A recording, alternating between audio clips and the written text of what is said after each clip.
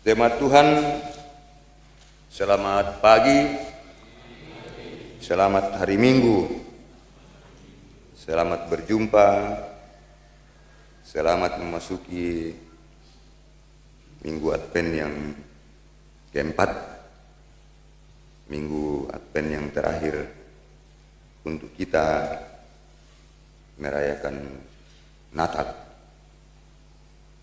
Empat bacaan kita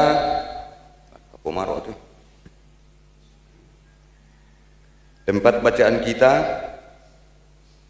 disimpulkan dalam satu tema, dan ini lebih didasarkan pada Yesaya pasal 7 dan juga Matius pasal 1. Di Yesaya pasal 7 itu ketika Tuhan menyampaikan pesan kepada Ahas yang sedang bergumul, sedang maaparondo, takut karena musuh makin mendekat dan mereka sepertinya tidak mampu lagi untuk menghadapi musuh itu. Lalu di Matius kemarin kita juga sudah baca ketika Yusuf sedang mempertimbangkan untuk menceraikan Maria, lalu malaikat datang, jangan takut. Karena itu tema kita untuk minggu ini, Allah beserta kita, atau dalam bahasa lain apa? Immanuel. Dan inilah tandanya. Musa ngamani dipakai kok. Inilah tandanya. Puang amatua urrondong ki. Puang amatua kamasai ki. Puang amatua pasalama ki. Apa siapa toh?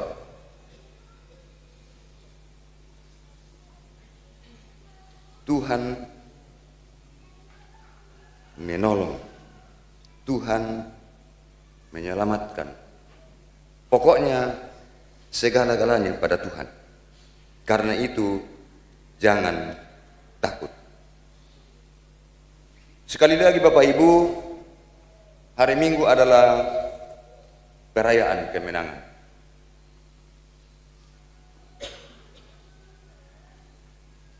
Karena itu kita beribadah di hari Minggu, bukan di hari Sabtu. Karena Alkitab mengatakan bahwa kita bukan beribadah kepada orang yang mati, tetapi kita beribadah kepada yang hidup, yaitu Yesus Kristus yang bangkit dari antara orang mati pada hari Minggu. Ya mutonna dan mak minggu kalau minggu untuk merayakan kemenangan Kristus yang juga telah dianugerahkan menjadi kemenangan kita. Jadi setengah-tengah nama upacara kita. Kalau dalam kitab Ibrani dikatakan bahwa kamu telah dimerdekakan di dalam Kristus, oleh sebab itu kita telah menjadi orang-orang yang merdeka, yang tidak lagi dikuasai oleh kuasa-kuasa yang lain. Topatalo miki. Dan itulah sebabnya hari Minggu disebut sebagai perayaan kemenangan.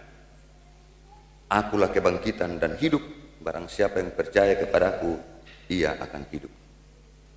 Rasul Paulus mengatakan bahwa tidak ada artinya kepercayaan kamu dan tidak ada artinya pemberitaan kami kalau Yesus tidak bangkit. Napo ka inalui penombay ke mate bangsi. Karena Yesus bangkit, sehingga di sana kita menyaksikan betapa kuasa Allah itu adalah kuasa yang berdaulat. Dia masuk ke dalam dunia orang mati, dan di dalam dunia orang mati dia menyatakan kedaulatannya mengalahkan kematian itu.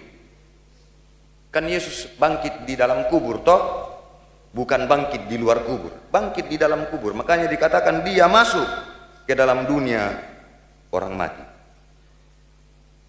3 tahun yang lalu kalau saya tidak salah ingat, tema khotbah Sabtu Sunyi Kebetulan saya yang menulis tema itu, khotbah itu, temanya mengatakan Injil dalam dunia orang mati. Banyak yang bertanya bagaimana Injil itu disampaikan dalam dunia orang mati. Umbayang aku atau? Nah, buat iya bisa. Kenapa Anda bingung? Kalau kita memang percaya bahwa Tuhan adalah Tuhan yang berkuasa, Tuhan adalah Tuhan yang berdaulat, Tuhan adalah Tuhan yang berada di mana-mana, maka kita akan percaya bahwa dimanapun Dia, bahkan di dalam dunia orang mati sekalipun kuasa itu dapat dinyatakan. Amin kata. Pada amat pola tengah atau buang kira kok tu kan. Itulah kedaulatan Tuhan. Makanya Alkitab mengatakan tidak semua. Banyak orang yang mencoba memahami firman Tuhan secara logika. Karena Buddha itu tak natamak kalata. Makanya tadi kemarin saya bertanya tentang 3 sola itu.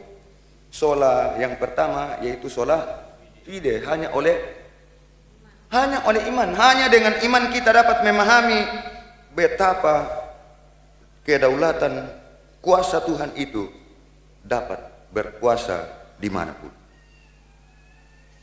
Kalau pemazmur bersaksi mengatakan, aku tidak bisa menghindari. Ketika aku pergi ke sana, ternyata engkau ada di sana. Ketika aku masuk ke dalam dunia orang mati, ternyata engkau juga ada di sana. Namun iremale kota mata otok balau. Bahwa tidak ada kehidupan ini yang luput dari kekuasaan Allah. Ini kelemahan asas dalam bacaan kita di Yesaya 7. Dia sedang gusar, dia sedang bergumul. Bagaimana dapat melepaskan diri dari kepungan Raja Aram dan Raja Israel. Tak mulana ulama lain. Dia sepertinya sudah kehilangan pengharapan kepada Tuhan. Ketika dia menyaksikan kekuatan-kekuatan perang yang dihadapkan kepadanya. Kumua nambah para dini malai. Dan akhirnya melalui Yesaya Tuhan berfirman, kalau Anda mau selamat, mintalah kepada Tuhan tanda. Tapi dia ragu dengan itu. Akhirnya dia mengatakan, aku tidak mau. Aku tidak ingin untuk mencobai Tuhan. Padahal maksudnya, firman itu disampaikan oleh saya bahwa apapun yang Anda minta kepada Tuhan dengan tulus dan keyakinan yang sungguh, Tuhan akan melepaskan engkau. Tapi mereka sudah bingung dan nyaris mengambil keputusan untuk menjadikan kekuatan bangsa Aram sebagai alat untuk membantu membebaskan dari kepungan itu. Biasa Ki Susito, kita kehilangan pengharapan, kita kehilangan keyakinan iman ketika kita telah menyaksikan, telah mengalami, bahkan mungkin ada pada diri kita kuasa atau segala-galanya yang kita anggap bahwa itulah yang dapat membebaskan kita. Mindo para kumua. Segala-galanya kita sudah miliki. Kekuasaan kita punya. Bahkan orang-orang yang mempunyai kuasa ada di sekitar kita. Orang-orang yang menentukan melalui jabatan-jabatan yang ada pada diri kita sudah menjadi bagian dari kehidupan kita karena kita bersahabat dengan mereka. Minda para kumua, minda para lasauki. Dan saya kira ini salah satu yang mengakibatkan terjadinya eksekusi tongkonan itu karena kamu itu. Kita sudah tidak mau lagi merendahkan diri untuk mengakui kelebihan dan kelemahan orang. Nah sangat orang yang si parendura mau kikada pada muane kina di itu Kalau Anda bicara bahwa kami sudah mampu, kami pun juga memiliki itu. Kalau Anda mengatakan kami punya backing yang kuat, kami pun juga punya itu. Nyamo, dia mau neko para. Aku pengborong pun nakwa. Ya kenalan tondok kudini ma eksekusi. Lamin tuyo nak kedadi. Ayam kedentongan nina. Nakwa torai nakwa dami mak kada sapak. Jangan bersumpah. Karena ketika sesuatu terjadi dalam hidup ini, ingat bahwa kita punya keterbatasan. Segala yang kita memiliki itu berada di bawah kedaulatan Tuhan. Toh kalau kalian menganggapnya itulah yang paling hebat, itulah yang paling kuat, tapi Tuhan mengatakan, oh tak iya tuh. Jadi tak mau data, masa apa kita masa nggak data polang-polang abang kada. Kira pisan pernah memilih tahu. Nakoyan na patalo to. Mak kambelang na jong lapangan bakti. Wan na ditalon na lamali kang kami menonton to mak kambelang anta ya saya.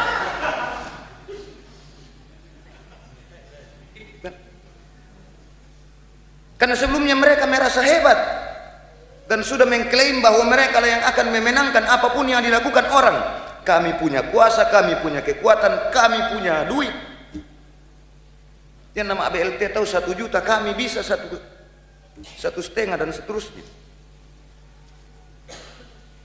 Sebelum mereka bertanding, mereka sudah mengklaim, oh di bangomi atau kianu. Lo bangom ko maapopelanti gitu kianu. Di kampai kami lama akan belang na tak iya.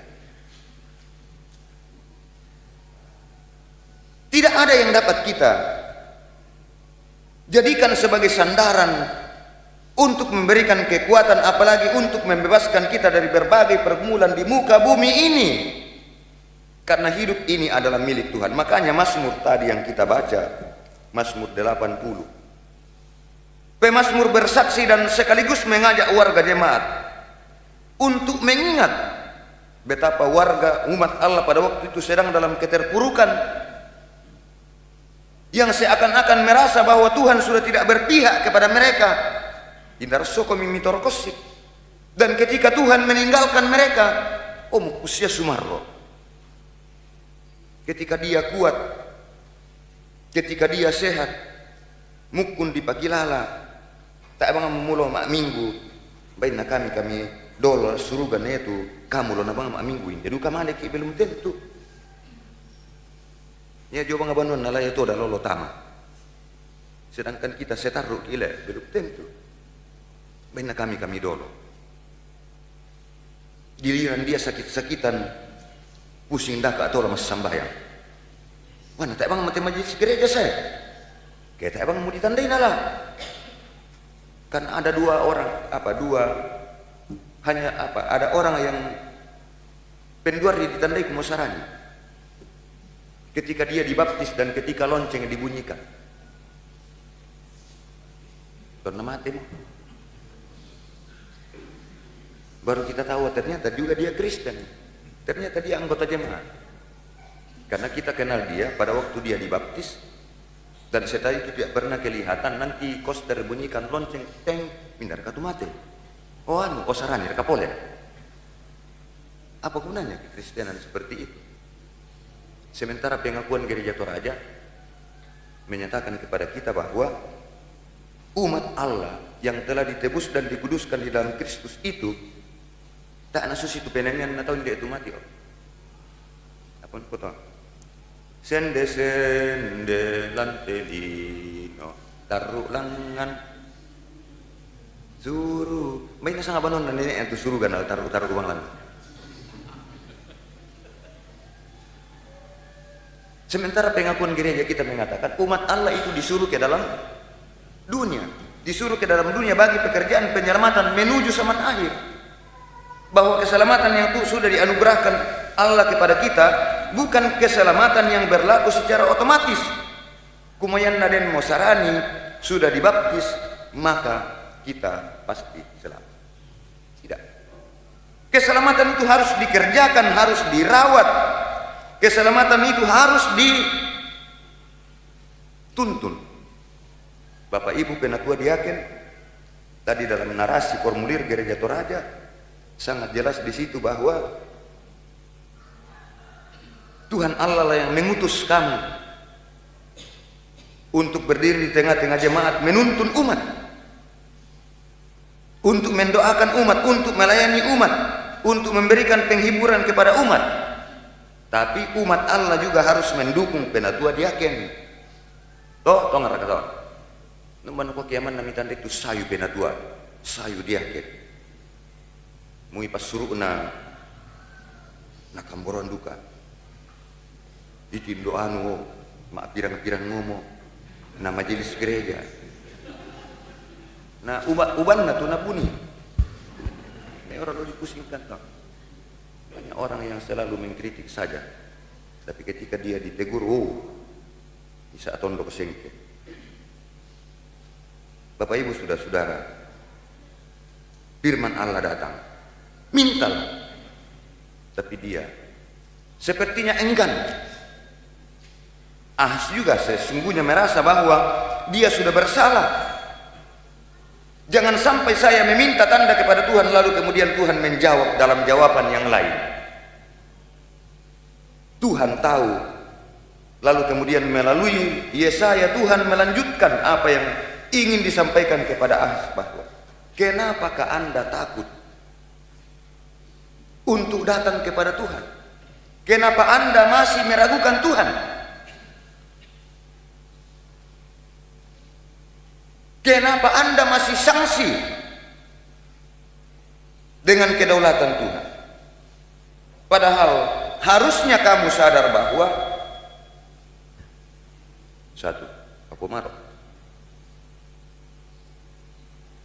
Harusnya kamu sadar bahwa penderitaan yang dialami oleh bangsa ini itu semata-mata karena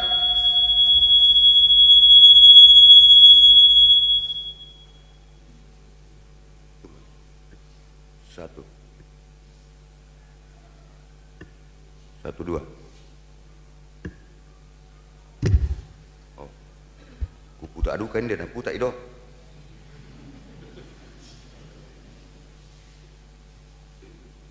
Aku untuk keadaan ini toh. Harusnya mereka sadar mengapa Israel pada waktu itu seakan-akan dibiarkan oleh Tuhan dalam penderitaan mereka. Dengan demikian ketika Tuhan datang menawarkan pembebasan, harusnya mereka yakin, iya. Tapi sepertinya Ahaz pada waktu itu sudah dikuasai oleh kekhawatiran yang berlebihan. Dan akhirnya seakan-akan Ahaz ingin untuk membebaskan diri mereka, untuk membebaskan bangsa itu, seperti pembebasan yang dinyatakan oleh kekuatan bangsa-bangsa lain melalui perang. Nakuam itu Yesaya tak iya nasusi toh. Anda tidak usah bergumul soal itu. Pembebasan Allah sedang disiapkan untuk kamu. Hanya ini yang Tuhan minta. Segeralah kalian bertobat. Segeralah kalian kembali ke jalan yang benar. Ingat apa yang terjadi kepada kamu sejak Allah membebaskan kamu dari Mesir. Dalam perjalanan, hampir setiap saat mereka harus menerima hukuman karena ketidaktaatan. Dan bahkan ketika sampai di tanah Kanaan, pada awalnya Yosua mengumpulkan mereka, ingat apa yang terjadi kepada leluhur-leluhur kita pada zaman dahulu. Ingat itu. Dan oleh karena itu sebelum kita mendiami tanah ini, ingatlah ketetapan Tuhan. Oke. Jangan ada yang malaku taat luki. Matutu luki mas sambayang. Muiti toroki di kuaduka haleluya. Tipentampa ulunta haleluya. Tapi ketika sehat, bukan lagi haleluya tetapi halelupa. ketika mereka sampai di Kanaan, apa yang dijanjikan Tuhan bahwa tanah itu adalah tanah yang berlimpah susu dan madu, mereka nikmati. Tapi ketika mereka telah berhasil dan telah berada dalam kenikmatan yang dianugerahkan oleh Tuhan, justru kenikmatan itu digunakan untuk melawan Tuhan. Nakua toraya nakua yaton natuomo bulun nakayo, sudah mulai berhasil maksudnya. Tuomo bulun nakayo, mereka telah mulai memberontak. Allah berkali-kali mengutus para nabi untuk menegur mereka. Apa nabi palian? Tae minda lengke, sengki kami, apangki kami, mindaran kuya apangki. Syukur alhamdulillah kalau Anda masih tegur, masih diingatkan. Kuma tanga melo tu maadin di posanggang tu, lana posanggang anak-anak tatu, tae. Dan akhirnya ketika murka Tuhan menyala, maka melalui Yeremia bangsa itu diingatkan bahwa kamu akan dibuang. Lalu mereka dibuang ke Babel. Oitimo. Segala yang mereka punya, segala yang mereka miliki di tanah Kanaan waktu itu, semuanya menjadi punah. Yerusalem menjadi kota mati, dan mereka harus menjadi budak di Babel selama kurang lebih 72 tahun. Tetapi walaupun demikian, Tuhan selalu menampakkan dan menyatakan kasih-Nya kepadanya, sehingga melalui Yeremia bangsa itu selalu diingatkan. Karena pembuangan ke Babel itu bukan sekedar penghukuman, tetapi sesungguhnya Tuhan ingin untuk lebih memurnikan lagi iman mereka. Karena itu melalui Yeremia bangsa itu diingatkan, mengkatoba kami, segeralah bertobat, segeralah berbalik, maka Tuhan akan membebaskan kamu. Supaya itu nama Pak Adidium, sumarroliu. Naku kena sebang amu Thomas sampai yang ngalolo. Mereka seakan-akan tidak lagi memiliki pengharapan. Mereka telah mencoba untuk berlindung kepada bangsa-bangsa lain yang mereka anggap memiliki kekuatan, itu pun tidak menolong. Bahkan penderitaan mereka semakin membuat mereka tidak berdaya. Lalu melalui Yesaya bangsa itu diingatkan, segeralah bertobat. Kalau kamu ragu dengan kedahsyatan kuasa Tuhan, inilah tanda. Dalam bacaan kita dikatakan tandanya itu ialah bahwa akan lahir seseorang yang disebut Mesias untuk menjadi juru selamat. Mesias yang disebut sebagai pertolongan Allah yang satu-satunya untuk membebaskan umat itu. Yaman narito. Nah, ini pun juga dijelaskan oleh Rasul Paulus kepada orang-orang Roma ketika dia dalam tanggung jawabnya sebagai rasul menyampaikan kepada umat. Mengkilah komito. Rasul Paulus menunjukkan kepada kita betapa tanggung jawab seorang rasul, betapa tanggung jawab seorang pelayan.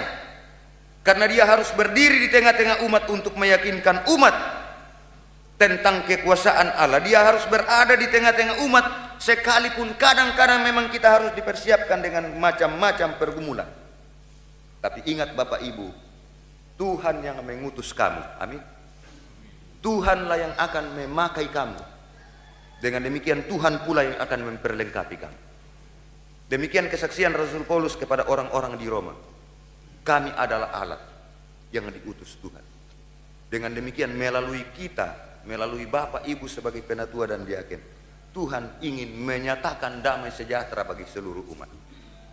Dan oleh sebab itu, pikulah tanggung jawab ini. Stola ini adalah simbol kesiapan melayani. Dan itulah yang kalian Bapak Ibu, sorry kalau salah ucap, tanya kalian Bapak Ibu dalam pelayanan ini meyakini bahwa ini adalah pekerjaan Tuhan dan ini adalah anugerah Tuhan bagi kita. Maka dengan demikian ketika kita melakukannya dalam tanggung jawab iman dan selalu dalam pengharapan seperti yang ditawarkan oleh Tuhan melalui Yesaya kepada Ahaz, maka Tuhan akan selalu memberikan tanda kepada kita sebagai tanda untuk memberikan kekuatan bahwa Tuhan tidak membiarkan kita untuk bekerja sendiri. Bapak Ibu akan menjadi alat Tuhan membangun umat di tempat ini, sehingga umat ini dapat bertumbuh dan dapat membagi buah kepada siapa saja yang ada di sekitar kita. Selamat menjalani masa-masa Advent. Tuhan memberkati. Amin.